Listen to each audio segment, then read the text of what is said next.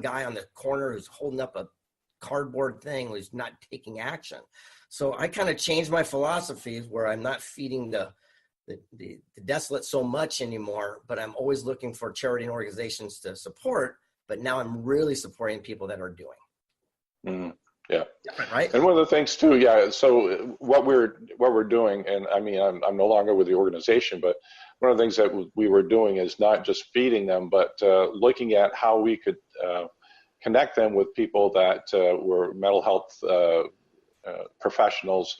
We're also doing a project with the city that I'm in, is that as contracts come out, 33% are their RFPs would have to do, how do we include the homeless and the initial project was snow clearing, because we get a whole lot of snow up here in Florida, America. And so those who wanted to work were able to do that. They had, I think, 8 positions at that time, and they knew that there would be days that they might not show up, but there was that opportunity to get them back to work and to help them with their addictions. And we also had a program called the Housing, or still do, is a community plan on ending homelessness, is the Housing First model, where you get them into a stable environment, you get a roof over their head, and then you start working with issues like addiction and mental health issues. So that has been extremely successful. In fact, I was just checking on that the other day, and really getting that opportunity to make that difference. And I agree with you, Greg, is that it's not just feeding them. And there are some that, that's a lifestyle that some have unfortunately got comfortable with, which is sad. But there are some that I want to be more than I am right now, but I need a helping hand to do that. And that's where we do that. Yeah. And it's interesting because I think we're saying the same thing. And first of all, yeah, we are. For what you're doing. I mean, that's awesome. And I love the fact of giving the opportunity. But again, I did this study for years, probably 5-6 years of my life, where I started document. I'm in a report. I've done 74 books, 45 languages. This is what I do, right? And so I started asking these questions, and I started documenting and flow charting, and I'd give out business cards that I had specifically made, people saying I'll work for food and I'll do this thing. I said, great, you call this number and I'm going to hook you up. And how many people called? 0. I mean, I'm talking hundreds and hundreds and hundreds of cards.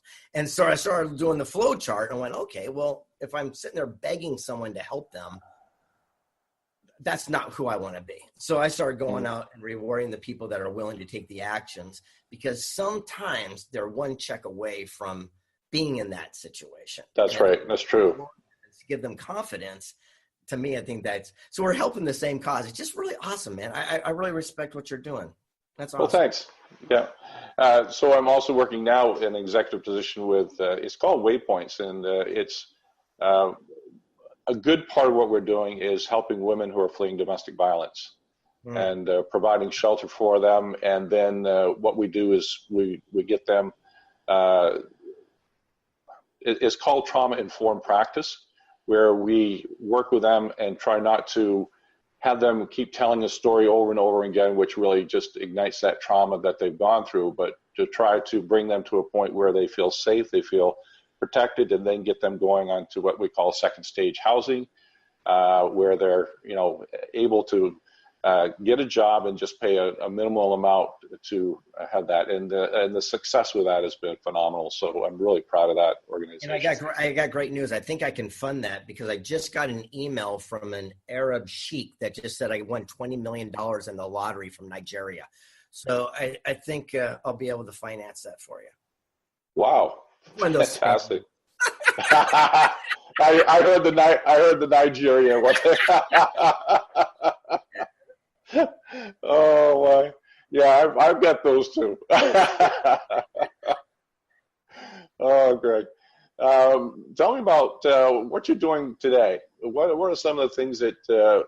Let me ask you this question: what are you passionate about? Because passion really drives our dreams. Our passion drives what we want to do. What are you passionate about? Again, we're going to go in different directions on this thing. So I know you're used to all the boom shakalaka stuff, but I'm a pragmatic businessman. So No, I want you to tell me exactly what you want to share with the audience. yeah, so we have two different viewpoints on that one. So I used to believe that. In fact, it's funny. I've written, like I said, 75 books in 45 languages. A majority of what I wrote about that whole passion stuff, I don't believe anymore. And so Okay. for the last 3 years, I've been traveling the world, meeting the most powerful and influential people, right? And the people worth $100 million to $1 billion. And I'm asking how they got wealthy. And I realized they're the ones that make the biggest impact. They're the ones that can finance what you just talked about. Your passion is not going to finance helping that lady, but That's right. can do it. And so I started changing my viewpoint. And I realized that the most successful people look for and capitalize on opportunity, and they don't get emotionally attached. They don't let the passion or whatever. It's just business. And they capitalize and make so much wealth and prosperity that they use that money to finance their passion. And I realized that you can get rich following your passion, like an NBA player, but as soon as it's done, the money goes away because you milked your passion. You weren't a business person.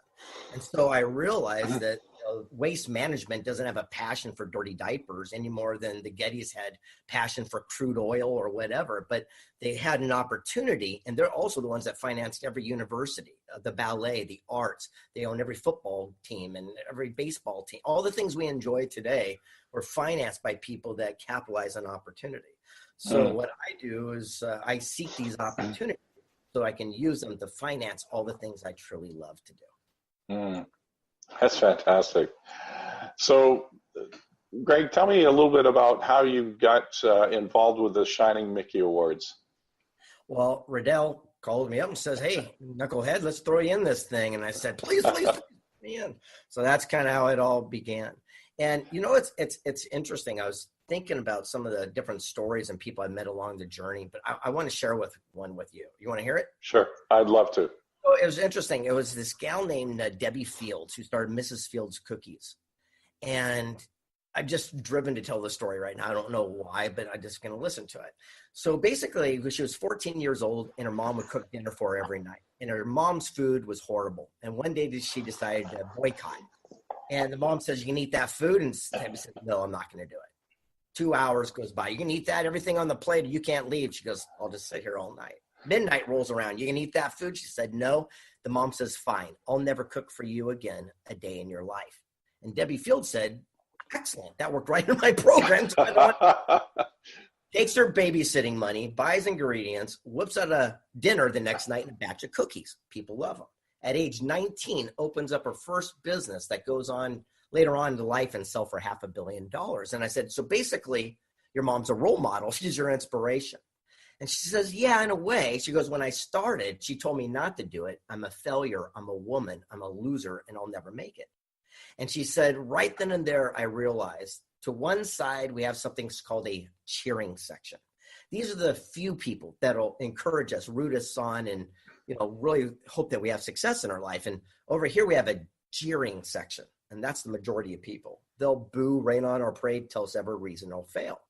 And she says, but it's up to us as a group to stand in between those two groups and decide for ourselves which one we actually listen to. And so the reason why I believe good things keep happening to the people you're interviewing and are participating is we tend to seek and listen to amazing people that'll tell us what we can do rather than always point out what our flaws are and what we're not capable of. When you talk about people who are talking to you about what you can't do, do you take some of that? I'm trying to think of a way to put it. Do you listen to it but don't let it deter you? Or, you listen to it and say, what can I take from that may be true? Or do you just push it off? Well, one of the greatest people I've ever met in my life is named John Schwartz. He invented something called string theory. If you ever watched The Big Bang Theory, Sheldon's working on it. Yeah. And John Schwartz figured it out. And I asked him, I go, what's the difference between success and failure? And he said, successful people seek counsel where failures listen to opinion. And I said, what's the difference? He goes, well, counsel is based on wisdom, knowledge, mentorship. People have paved the way. Opinions based on ignorance, lack of knowledge, like all your family friends who've never done what you're about to do. He goes, if you go to a family friend ask their opinion about writing a book, they might talk you out of it because they've never written one. If you go to Mark Victor Hansen, who wrote Chicken Soup for the Soul, he'll say, before you get started, here's what you need to know, and give you counsel based on wisdom, knowledge, mentorship. John said, if we would spend our activities only seeking counsel and ignoring people's opinion, that's the day your life would change. So I only seek and I only listen to counsel. Good advice. It is. And you made a good point that something that's a takeaway for me, Greg. So thanks. About your life in a sense that where did you really start thinking this is something big that I'm doing? I don't think I ever think that. I mean, I'm just doing No. it. It's so You're interesting. just doing it. Yeah, I was just talking before we started doing this with the producer, and like everyone wants to go out and do this rah and talk about how great they are. I'm just going and doing it. You know what I mean? So it's interesting. I'm 55, and at 54, I conquered my bucket list. When I was a teenager, I did 80 items of incredible, impossible items on the bucket list, and I knocked every single one of them off, and I completed the final one earlier this year. And it was kind of a surreal moment. And I realized, again, like I said at the beginning, it's the action and the law of attraction that makes you think through. So I'm a very methodical person, but I also take calculated risk. So I'll give you an example. When one of the items was running with the bulls in Spain, in Pamplona, you don't really run with the bulls, you run from the bulls, right? And so that's right. I went with a buddy of mine, an Olympic champion, and we found the guy who wrote the definitive book on running with the bulls. And we called him up and said, hey, we're going to come there. What's the best exact spot to stand in so we don't get gourded, but we have the most experience? And he says, well, technically, and took us a map and showed us, stand right here. The bulls will go by you. The crowd will be on this side. You'll have a perfect clean path. It's the best way. Where do you think we stood? When we went to Africa and climbed and summited Mount Kilimanjaro, I didn't ask a surfer kid to take me up the mountain. I found the people that had climbed it 800 times. Wherever they put their boot print, I put my boot print. So the secret of success is to follow the successful actions of others. And that's all I do. Right now I'm making a movie, so I call up people that won Oscars and say, hey, how do you do this business? And I follow their footsteps. And rather than reinvent the wheel, I just follow the successful actions of people who've already done it. Some of the things that I'm doing too as well. It's interesting too, because a lot of people ask me about, where'd you come from? As a big thing was along the same lines, Greg. What you were saying is that, hey, listen, I'm just a regular guy. I started off, leaving high school. My parents had just divorced, didn't know what I was going to be doing, so I started working. I was working in a supermarket. Just started working my way up through management. Got married, had children, and then just really had finished the goals that I had set for in management. I'd reached those, and then just felt that there's something else, and it was burning inside of me. And that's when I was originally from Maine, moved to Canada to train for the pastorate. Was there for 20 years, and I just kept doing what. One of the things I wanted to do was make sure that people were helped, how we could do it, and that's why I became a pastor. And then. And it was just one of those things that maybe 7 years ago, I just felt that there was something else that I needed to do. And then moved here to Fort McMurray and ended up in executive roles with two, just really super nonprofits. So a lot of people have asked, like family, and said they don't understand it.